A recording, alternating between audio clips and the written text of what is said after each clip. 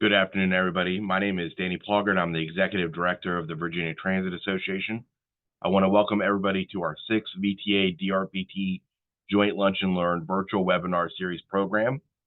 VTA is so thankful for this partnership and the opportunity to offer our members and the Commonwealth's transit community a deeper dive into the planning challenges, issues, and processes with insight from the experts at DRPT.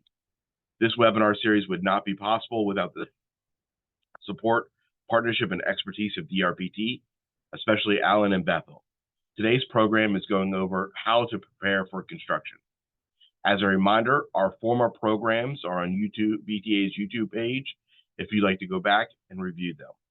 As always, if you have any questions during the presentation, please put them in the Q&A box and I'll ask them at the appropriate time. Now this afternoon, I have the pleasure of introducing our partners in this webinar series and today's presenters. Bethel and Alan are DRPT's dynamic engineering duo. Bethel supports DRPT's Northern Virginia office in Alexandria. She is a graduate of the University of Virginia and is a licensed professional engineer in our great Commonwealth.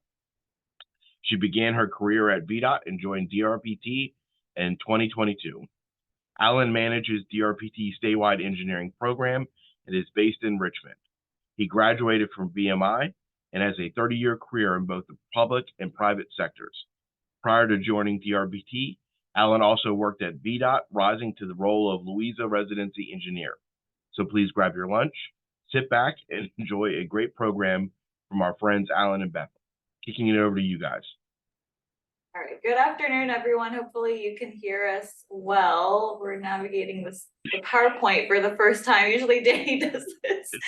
So I'm realizing now how hard it is, but good afternoon. So like he talked about, we're going to be discussing the things that you need to consider as you prepare for your construction project. And so back in August, we talked about delivery methods and what to consider for each one. So if you remember, those are design, bid, build, which is the traditional approach. Then there's construction management at risk, CMAR. There's also design build, and there's progressive design build. And there's also an honorable mention that I think we've talked about, which is job order contracting. But the practices that we're going to be talking about today are really going to be focusing on the design, bid, build delivery method. But regardless what method you're using, you can still use some of these practices, and they're just going to vary a bit. But we're going to be referencing principles and practices from FTA's Construction Project Management Handbook. And so while some of your projects might not have federal aid, these practices that we're recommending are going to apply to any construction project that you have, regardless of the funding source. And these practices should be incorporated into like your design phase and then your project management plan, which we're going to talk about later.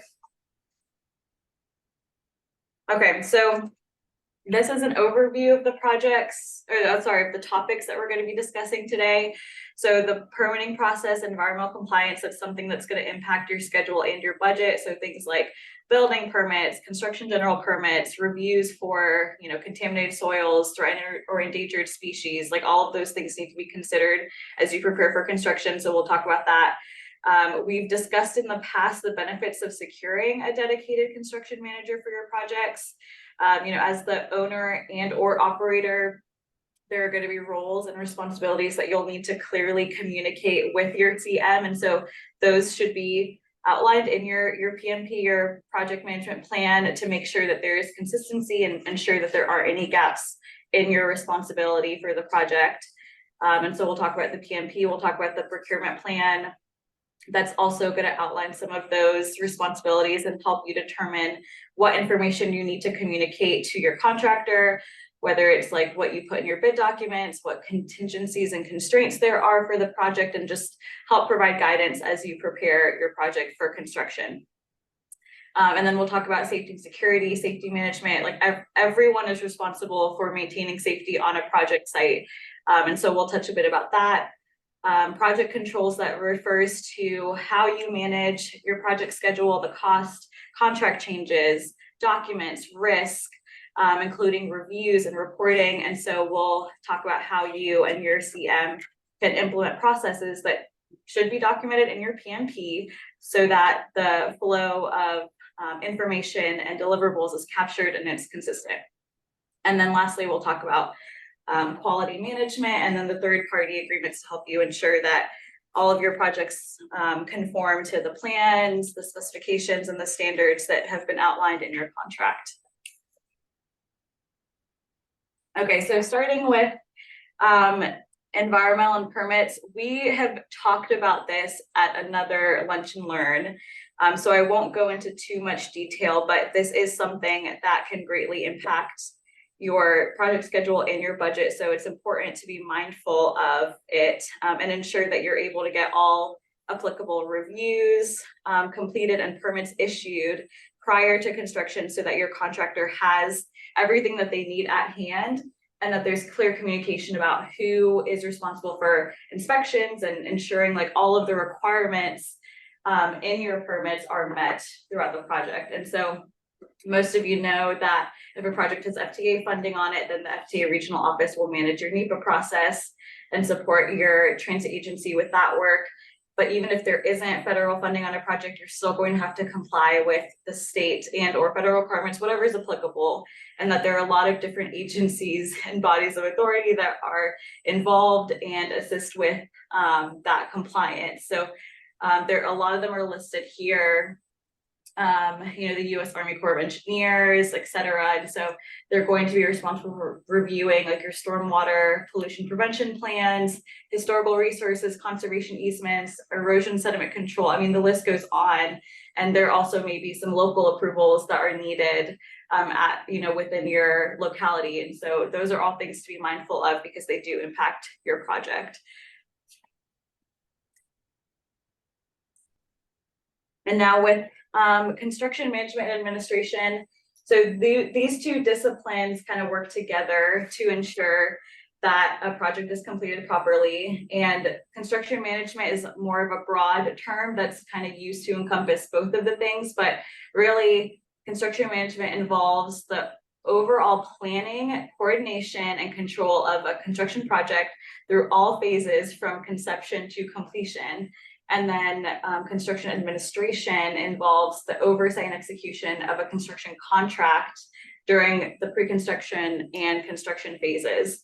And so construction management is a professional service that provides the project sponsor with effective management of the project schedule, cost, quality, safety, scope, and function. And really the CM's responsibility is to the owner and to ensuring that there's a successful project. And so at its core, like a project is made up of three different parties. There's going to be the owner and or operator, like you, the person who commissions the project or funds the project. And then there's the architect engineer who designs the project, and then a general contractor who oversees the day-to-day and manages subcontractors. But the CM is there to represent the owner's interest and to provide oversight over the entire project directly for the owner. And they work with all the parties involved to deliver the project on time, at or under budget, and to the owner's expected standards. And those CMs are uniquely qualified to be that bridge with the owner, the architect, the contractor, and any other stakeholders to make sure that there is the best sequence of construction, and that there's a detailed schedule and budget, that there are plans for safety and security, and just helping the owner in general manage that risk. And so we've talked about this before, but even for simple projects, it's really best to secure that expertise and experience of a construction manager, because they're going to be able to provide resources beyond what your agency might have the capacity to provide with your other duties. And so it's beneficial to retain a CM that can act as your representative to oversee the work being done and make sure it's everything's being done pursuant to the specifications and the contract drawings and all of that stuff. And they can also review contractor invoices and just facilitate a lot of day-to-day work that way. And so that's really the benefit of a construction manager. And the construction administrator, that's work typically performed by the A&E, and they can review shop drawings, prepare as-built drawings, and assist with other things during pre-construction and the construction phase. Great, thank you, Bethel. All right, the procurement plan. Everything starts with a plan, and in a construction project, the transit agencies, they start with a feasibility study, and then you apply for funding, and you may have some new resources on the project 2 years from now when you begin your design. And then you focus so much on your design, the design's complete, you've jumped over that milestone. Now you need a plan to get to construction. And across the state, we do see a lot of projects that need resources, and they're all very different. They're each different in the resources that they bring to bear. So between design and construction, you need a plan. So develop a procurement plan. We've promoted the value of having a project management plan, a P&P, from inception that includes feasibility, all the elements of design. The procurement plan is an element of your project management plan. It's just one piece of your P&P. One key step is updating the project cost estimate. And you need to have an activity in your P&P as soon as design is done to do this first. You need to update your project cost estimate to include all of the costs, both internal, the cost of construction, construction management, contract administration, owner supplied materials, inspections, special inspections and testings, any fees that the locality is going to require you to provide, and of course, some sufficient contingency for things that you cannot anticipate. Verify that the project funding is sufficient prior to advancing the project to construction. Before you begin to engage your procurement specialist, your contract officer, please make sure your construction estimate is inclusive, includes sufficient contingency for the life of the construction project, and verify that you have sufficient funding to advance prior to engaging your procurement resources. One of the key things in procurement is to consider the project schedule. In the project design, most folks are really considering the scope of their transit facility and how it will work and how they're going to work in it during construction and the needs that they'll have of that facility when it's complete. Now that the design's behind you, take a step back, work with your construction manager, and evaluate the sequence of construction. Consider the project schedule, both during procurement. Procurement could take 6 to 12 months, and construction. Identify key construction milestones, notice to proceed, any specific phase 1, phase 2, substantial completion, any specific restrictions, long lead times, periods when the contractor cannot or can work, and materials and tasks that do require longer lead times. All of this really needs to be included in either the plans or the bid documents. If you have a specific requirement to where you need to fuel a vehicle and you're renovating your fuel islands or your fuel facilities, you have to have a solution to fuel your vehicle. That solution has to be in place, permitted, commissioned, warranted, and working before the contractor can begin to demolish your existing fueling island. And I know some of that seems like between many of us with these steps, it's common sense, but you cannot assume that the contractor, your lowest bidder, is going to make those assumptions. All of these things need to be included in either the plans or the bid documents. And for key concerns, I also recommend that you bring them up during the pre-bid meeting when you have prospective bidders and you have their attention to walk through some of these key things to make sure they don't miss them in the plans or the bid documents. When you're thinking about a procurement plan, take a step back and develop a responsibility matrix to ensure that all of the activities that you've identified in your procurement plan have resources. Don't assume that your construction manager or your architect engineer or your locality will be the resource for all of these activities and steer and support your project. Everybody has plenty to do. And the one key thing that we've really identified and promoted is that if you identify a task that needs to occur during procurement and the locality isn't doing it, your contract officer isn't doing it, your construction manager isn't doing it, your contract administrator, your AE isn't doing it, then you're going to do it. So those are a lot of opportunities when we do go through a responsibility matrix in your procurement plan, where DRPT has resources that we can also bring to support you for those activities that don't have other assigned resources. So develop your responsibility matrix. You need to determine who is responsible for all of the submittals to the local jurisdictions, historic district commissions, Department of Environmental Quality, state and federal agencies. The procurement plan is the last opportunity to consider these things. We would recommend when you're at 60% to begin planning for these things, so that when you get to 100% design and you begin your procurement, you've already identified who's doing what and what the requirements are. But if you haven't done that, then they need to be an element of your procurement plan. Who is your contract officer? So you're going to advertise an invitation for bids that includes the plan documents, special provisions, and so on. You're going to conduct a pre-bid meeting with prospective bidders. The bids have to be open. They are awarded legally to the lowest bidder, who is responsible bidder. And then a notice to proceed is issued. You really have to think through who's doing all of these things for you. Some of you are subdivisions of a locality that has a procurement office and a contracting officer that's going to do many of those steps. Some of you are not.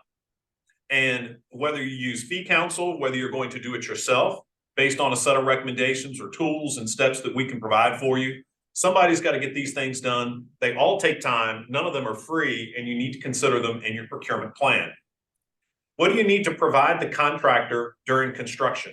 Say, for example, there's a special piece of equipment, a gantry, a maintenance and operations need, a server for the server room.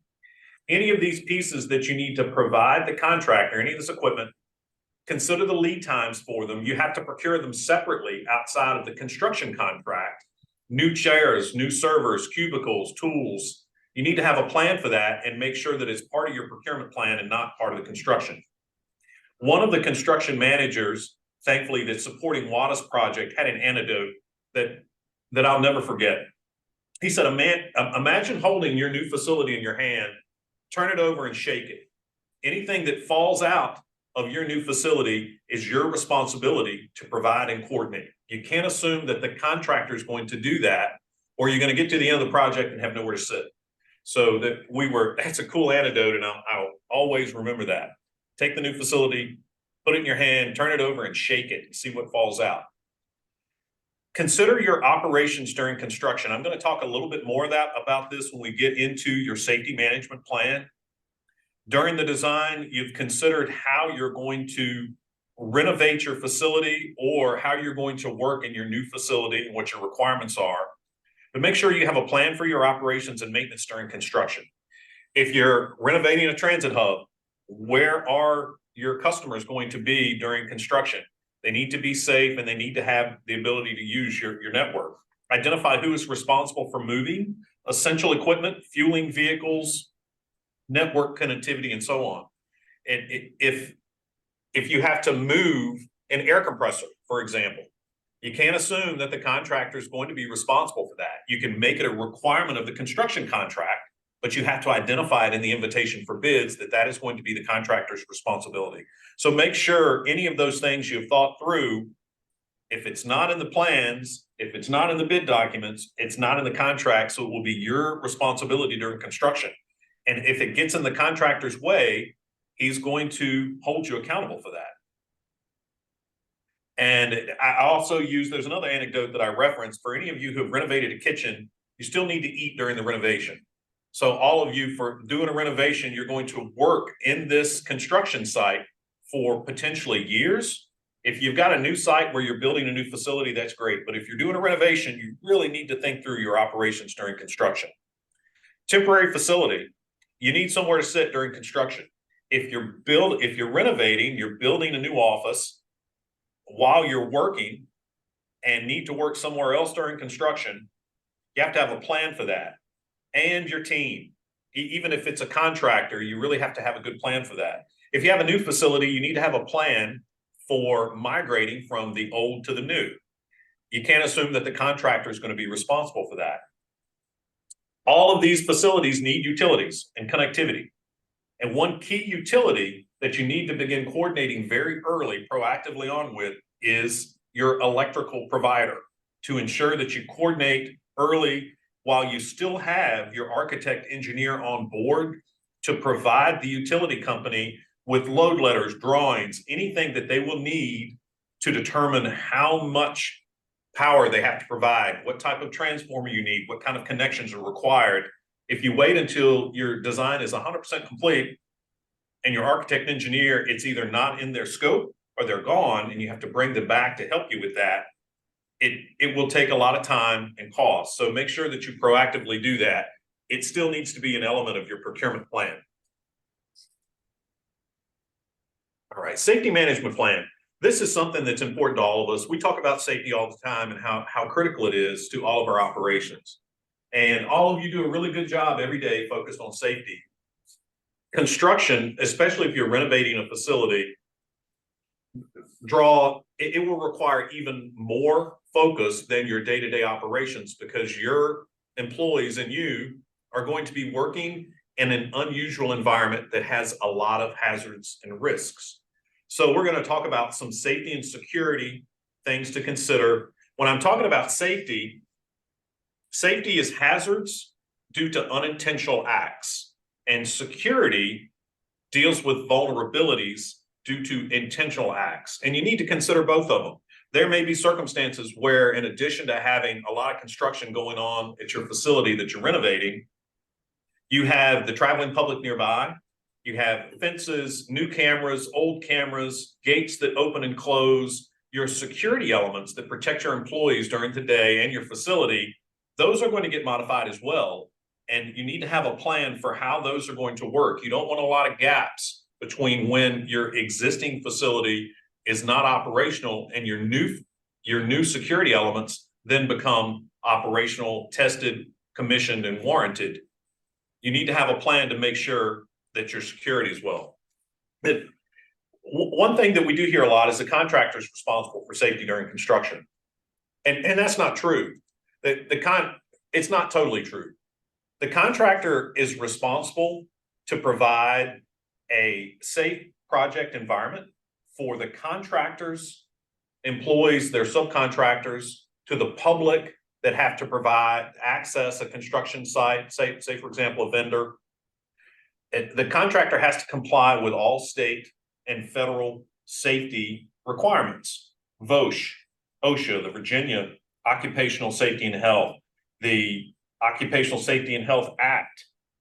The contractor is responsible for those things specific to the contractor's work, but it doesn't relieve you of the obligation. You are responsible for your own safety, and you're still responsible for the safety of your employees and your contractors during construction. It's not just the contractor's responsibility, it's everyone's responsibility. So ensure that you have a safety management plan. Back in a previous slide, we talked about considering the sequence of construction throughout the life cycle of the design. And here you will take it step by step by step and make determinations when you're moving a fuel island, when you're going to have an excavation. Your operators are going to be navigating vehicles in different scenarios. There may be construction zones at night that are dark and not well lit. There may be hazards between the new parking location and ingress and egress of the new facility during construction. All of those things really need to be considered. While the contractor is responsible for planning their work, you still need to consider the safety and health of your team during construction. Just like you do every day now, every day before construction begins and after it's complete, all of you are focused on safety. That doesn't change during construction. Developing a construction phase safety management plan should begin early in the project during preliminary engineering, during the design phase. Do not wait for construction to begin and then begin coordinating that with the contractor. You need to have some expectations for the contractor right out of the gate. Design and plan your work and the scope of your construction project to avoid personal injuries and property damage from day one of the project's design and engineering phase. When you're renovating your facility or designing a new facility, that is a great opportunity to look back over the last 10, 15 years of your recordable and reportable injuries to see how you can improve the design of your facility slip, trips, falls, strains, bending over. Look back over all of your injuries, any of the crashes in your parking lots that have been reported, any of the concerns that your employees have brought to you, and fold those into your design and take every opportunity to design safety solutions in your project design. Now your design's 100% complete. You have your construction manager on board. Take time to consider the anticipated sequence of construction step by step. From notice to proceed when the contractor begins to mobilize to the project, to the commissioning after the construction is complete. Identify hazards, vulnerabilities, excavation, new work areas, changes to normal routines, where you and your team will work during each stage of the project, where they'll park their personal vehicles, how they will enter and exit facilities, their operations during the day, vehicle maintenance, fueling, restrooms, lounges, daylight savings time. It's easy during the summer to walk out into the parking lot very safely and see the hazards that are in front of you. But now in December, that's a lot different. So plan for the safety of you and your team from day one. Do not wait until the design is complete. But now if you're in procurement, make sure you have a very well-resourced activity in your procurement management plan for safety.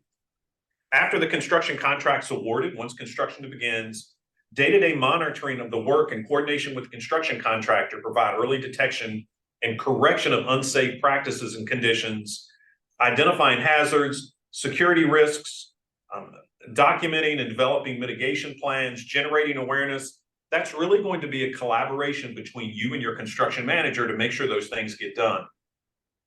You and your CM will monitor individual contractor safety performance. Your contractor will report that to you and any compliance concerns that they have, any contractual safety requirements, and they'll conduct regular contractor safety audits. When the contractor identifies a violation and reports it to the construction manager, they'll let you know about that. They'll notify you in writing along with the contractor's correction plan and the steps that they're going to take to avoid that compliance issue in the future. Also consider how your construction contractor will protect adjacent public and private properties to provide for the safety of the public. And it's not whether it's your customers that are coming on site, they have to park if they come up to a kiosk to buy a transit ticket. If you have an adjacent facility, there's construction traffic, noise, materials that need to be secured to make sure they're not vulnerable, but also that they're not posing a safety concern to the adjacent properties and the public. All right, project controls is certainly a subject that's near and dear to my heart. You manage what you measure. Planning and scheduling, cost and change control, document management, project management information system, risk management, reporting, all really key concepts to consider, and your construction manager will help you work through these. Project controls is the ability to determine project progress and status as it relates to the approved budget and schedule. Construction managers apply and integrate comprehensive project controls to manage the critical issues of time, cost, scope, and quality. A project's not only measured by the technical success of the constructed facility, but also by the proper budget, schedule, and document control. You get to the end of the facility and the facility is complete, but if you're a year late and you've overrun by 40% and you need to find additional funding, is that success? It's not. It's a coordination of all those things. And project controls is really an essential component of any construction project and should be established early during the planning phase and considered as a task in your procurement plan. The construction manager will use project controls to help the project sponsor, you, develop the overall scope, cost, and schedule of the project. It also includes the means and methods of communication and documentation, ensuring that processes are in place and standards are set for managing the information flow of the project. The project management information system is the backbone of this program. An early establishment of a good project control solution will enable managers to identify, assess, and manage program trends effectively. This builds confidence in the project and will win support from the project sponsor throughout the project. And there's really, we talk about a project management information system. It's multiple pieces. And you may have during design, your architect provides something like a SharePoint site where the documents, the plan documents, the latest revisions, all of your coordination to them lives. Once construction begins, the contractor may bring in, your contract may require that the contractor provide an internet web-based project management information system. Some of the ones that quickly come to mind: Primavera, eCore, ProBuilder. The contractor is going to have a solution that they use. They need to give you access to that. You need to figure out how to get some of the documents that you had in design up to the contractor, and then they will begin to use that along with your construction manager during construction. Project controls includes planning and scheduling and having the project baseline schedule. If that's initially, you'll have a sequence of construction that you've assessed. The contractor is going to provide a schedule that could be in Primavera, could be in another tool, but it has to be maintained throughout the life of the project. You need to make sure that your bid documents require the contractor to provide and maintain a thorough progress schedule. We've seen a lot of different schedule specs out there. Some of them are really thin, and some of them are very good. And the projects that require the contractor to invest resources into planning and managing their project in detail and reporting that to you every month, updating it as changes occur, those projects have a higher probability of finishing on schedule. Cost estimating and management. And cost management includes the budget. There's several cost elements. It's not just how much have you spent. It's budgets, funding, and those two things may be different. Actual costs that you've incurred, actual earnings that the contractor has. There may be some work that's completed that you haven't paid them for yet. They've earned that value, but you haven't paid them. Anticipated cost at completion, that too could be different from your funding and your budget. Construction phase costs that you're responsible for that aren't in the contract. We talked about all those things that when you pick your imaginary facility up and turn it over and shake it, you are responsible for those things. They're not free. You need to make sure that your cost accounting system and your plan includes those. For document control, there's a lot of acronyms that we use for document control: RFIs, OICs, that's owner initiated changes, request for information. You'll have a lot of submittals. There'll be shop drawings that need to flow from the contractor through you and your construction manager to your architect and engineer for review. There may be changes that the contractor requests. So you need to have a solid document management system. And thankfully, many of the contractors we see today have very good systems and they maintain them for the most part. But your project management information system will change between design and construction, and you need to have a plan for that. And risk management, we always bring up risk management. It doesn't go away and it doesn't shed to the contractor. There are a lot of issues and needs and concerns that will be raised during the design phase that need to be cataloged in your risk register and monitored during construction. If it's something that you've allocated to the contractor in the bid and contract documents, you need to make sure that the contractor is planning effectively for that risk. If it's a risk that you own, you need to make sure that you have a plan to mitigate that, or if it holds up the contractor, delays them in some way, you're going to be responsible for that. Reporting. There's so much information on a construction project. What has been complete, warranties, submittals, RFIs, shop drawings, all that stuff. How much have you spent? How much has the contractor earned? What is your budget? Has the funding changed? Has the budget changed? There's a lot of reporting that your construction manager is going to facilitate, and your contractor, they're going to do all this through your project management information system. Design clarifications, the conflicts, incomplete plans and specs, requests for changes, often due to errors in construction or sequencing problems that don't work, that made sense in the plans, but when you get out in the field and the contractor starts, now you've got a problem. There are frequent requests for substitutions. The contractor in their mind has got one product that they feel may work better than another or just as good, and they want to use that instead of the one that's in the plans, and you'll get requests for those. You'll have value engineering during construction. They'll come in and game day quarterback you, Monday morning quarterback you, and want to change things. So you'll have value engineering proposals that need to be reviewed. Some materials may not be available in a timely manner. So they may want to use a substitute as a result. There may be constructability issues that they're going to submit requests for information for, and then the differing site conditions, whether it's hydrocarbons or rock that wasn't discovered during the design. The contractor is going to submit all of these things to you, and you need a good project control system to manage all of these things. All right, now we're going to talk about quality. And a quality management plan is something that your construction manager will help you assess from the very beginning, because you have to gauge quality during the design as well.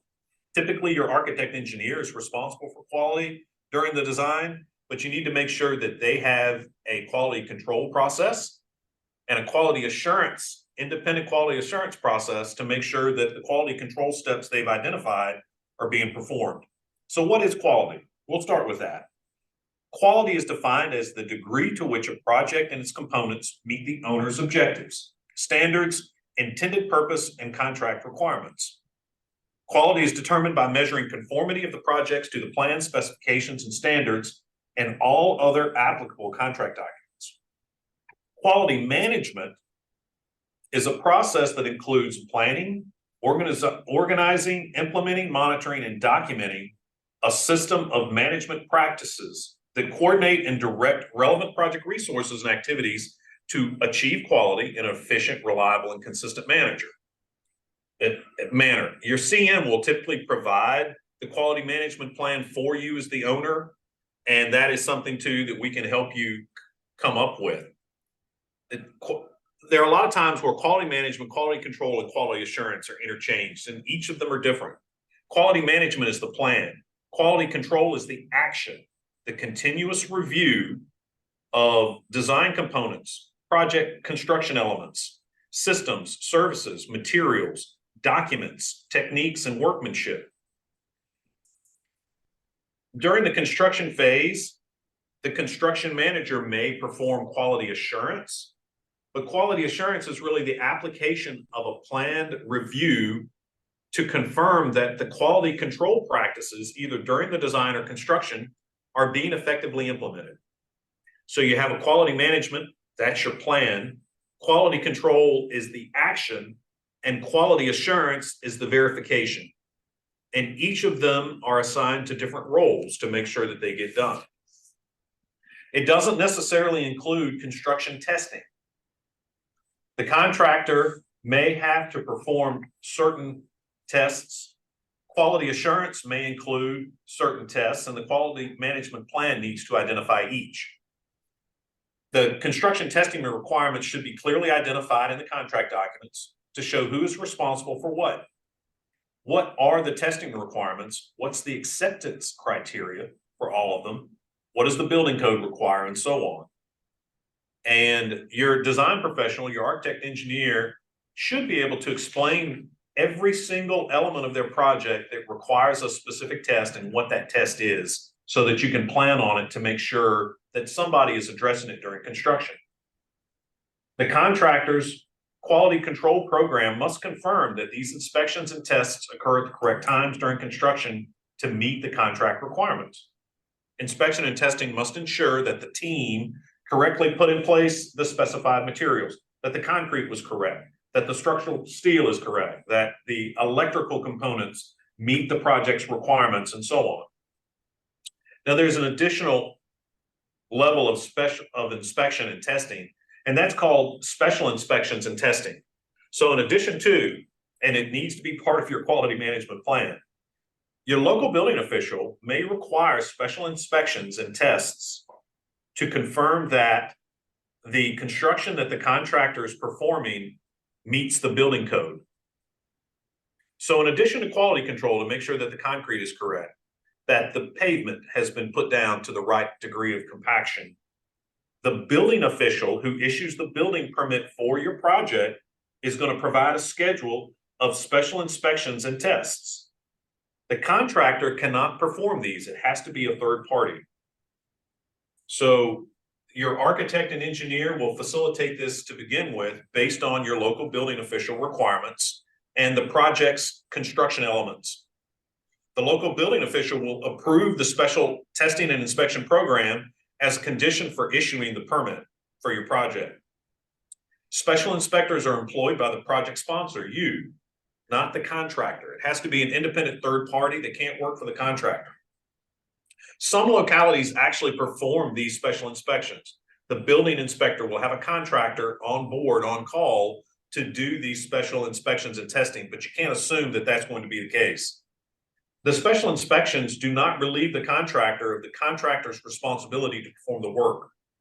If the special inspection comes out and says, okay, the electrical's good, they're going to look at one element. It doesn't relieve the contractor of doing it correctly for the remainder of the project. Soils compaction testing, cast in place concrete, structural steel, wood components, sprinkler systems, and many other elements all require special inspections based on that. And you need to plan for it, and it's not free. You're going to have to pay for that as part of the construction project. Now that the project's done, or a phase of the project's done, we're going to talk a little bit about commissioning. And when you commission an element of the project, you're really accepting it. And you have to have a plan for commissioning that you develop with your contractor, because in reality, you're buying completed elements of the work. Even if the total project isn't done, if you're beginning to use a certain portion of your facility and it has an HVAC unit, you have air conditioning, the construction project may not be done for a year and a half, but if you're using that air conditioning, it needs to be commissioned, permitted, and you've bought it and it's now under warranty. So having this commissioning plan in place identifies every single element of your project that has to be commissioned, and it requires a certification, whether it's a fuel pump, an HVAC unit, or so on. And your construction manager will monitor the commissioning plan and coordinate that with you and the contractor to make sure that it gets completed. After commissioning, your project's complete. You'll receive all of the operation and maintenance manuals, all of your warranties. All of those things will be included in your project control system. And your construction manager will facilitate that, but it is a step that you need to plan for and not release all of the payment to the contractor until you've received everything, all of your warranties and commissioning documents. So that was a mouthful. We're going to get into some lessons learned, things to consider. Over the past few years on maintenance projects, and then the previous couple of decades, you see a lot of the same issues on projects to projects to projects. One of the biggest issues that we see is really having the right resources on your project. And many of you wear a lot of hats. And now you have a project, you may do 2 projects in your career. There's an expectation that you have of yourself, or that you have of someone of your team, that in addition to doing their day-to-day work, they're now going to become a project manager.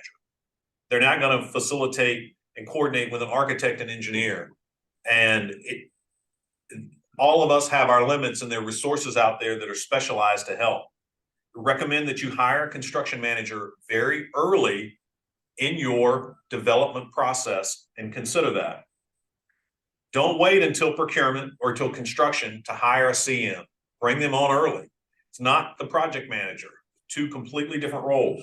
Your construction manager can do most of the project management, but typically the project management is just to facilitate the design. Your construction manager is going to be there every step of the way, updating your schedules, your cost estimates, coordinating with different elements. So hire your CM early. Owner supplied materials. You can't assume that the contractor is going to provide it, and they take a long time to purchase some of these materials. So consider your owner supplied materials. When the design begins, recommend that your architect engineer develop a list. And every time you identify something that you have to provide the contractor during construction, you put it in that list, and you include that list in the plans so that everyone transparently knows who's providing what. And for those items that require a long lead time, you have to work with your procurement team to purchase them, pay for them, and have them delivered to the site, secured, and ready for the contractor to use them. Consider maintenance and operations early in the design. Don't wait until the design's complete to figure out how you're going to work in this place while it's being built.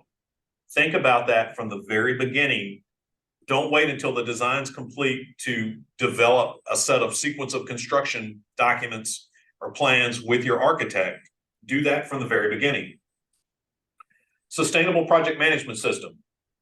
A lot of you are being promoted. You're moving from transit agency to transit agency, and the project continues to advance. So you need to have a good project management information system that will allow you to store all of the project information, everything that's occurred to date, all of your directions to the architect, so that when you move on, upward and onward, you can pass the torch to the next resource in your transit agency in line to be able to pick that up and move it.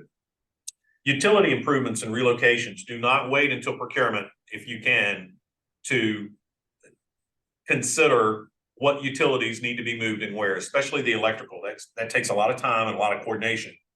Third-party agreements. Any of you have questions about third-party agreements? Call Ben Goodall at WADA, because he's working through now, whether it's cable or electrical or water for temporary facilities, utilities for their temporary operations and locations. Ben's doing a great job, but he's really working hard trying to figure out all of these third-party agreements and getting them issued, procuring, paying for, so on. Maintenance of traffic or stakeholder approvals. I don't want to skip that. There are a lot of local approvals. You have stakeholders. You may have internal stakeholders that have to approve your construction documents, your plans, historic commissions, and so on. Make sure that you plan for those stakeholder approvals and include them in your schedule, because they're going to drive construction. Maintenance of traffic during construction. That's not just vehicles. That's ingress and egress of your employees, their personal vehicles, how they access the lot, where they're going to park, where your transit vehicles are going to move during construction, where you're going to put them. Are they going to live on your facility? How they're going to get in and out in the new maintenance bays during construction and so on. How they're going to fuel. All those things you really need to consider. Don't wait until your plans are complete. Weather sensitive activities. Your schedule needs to consider weather sensitive activities. If the construction is phased and your forecasted sequence of construction shows you placing asphalt in the winter, it's not a good time to do that. You're going to get a poor product, and 3 years from now, it's going to begin to unravel and you're going to have to repave again. Dirt excavation. For those of you who aren't excavating rock, February, March, and April, it's a bad time typically to do excavation. So when the contractor is mobilizing to the site, they're doing their civil work, trying to schedule that so that that's done in July, August, September. It is much better. So think about weather sensitive activities and when they're going to be done on your project. Project overruns and budget overruns and schedule delays. You're going to have them, and somebody's going to have to approve them. And it may be back up to that list of stakeholders. You may have someone internally who can approve change orders or budget changes or requests for extensions. Don't wait until you have one of those things to figure out who is responsible for what. Make sure you have a plan for it. And that, Bethel, is all I had for the lessons learned. Did you have any more to share in there? Good shape? All right, very good. So we've listed in the webinar several key links that we've referenced and that we recommend and share. The U.S. General Services Administration, they have a wealth of information. They have a really good document, the design and construction delivery process. Along in it too, again, if you don't have FTA, you don't have federal aid on your project, it's still a really good resource. They have checklists and other things. It's the GSA, it's a good resource. FTA, they have a lot of construction project documents. They have their requirements and best practices for solicitation and selection of contractors, all the federal aid forms, DBE requirements, and so on. Safety, security, and management guidance for major capital projects. That's a great resource that the FTA has. They also include a lot of checklists and things for you to consider during the design phase, focused on safety and security. And the Construction Management Association of America, they have their own sets of bid documents, resources, and checklists. So I encourage you to use that as a reference. And the Project Management Institute. They also have a lot of really good resources to help you plan and manage your projects. So with that, Danny, we can't see the chat, but we did put a slide in here for some questions. So if you have any, and we have enough time, we can answer some questions. If not, they can always email us and follow up. Danny, let them contact you, and you can forward those things to Bethel and me, and we'll take care of them. Absolutely. There are no questions in the chat. But everybody, if you have any questions post-event, please send them along, and I'll make sure they get to Alan and Bethel. And Alan and Bethel, thank you again for today's presentation and for the webinar series. If there are no questions, I hope everybody has a wonderful and happy holiday season, and I look forward to doing this again next year. Thank you all. Great. Thank you, Danny. Thank you. Happy holidays. Happy holidays.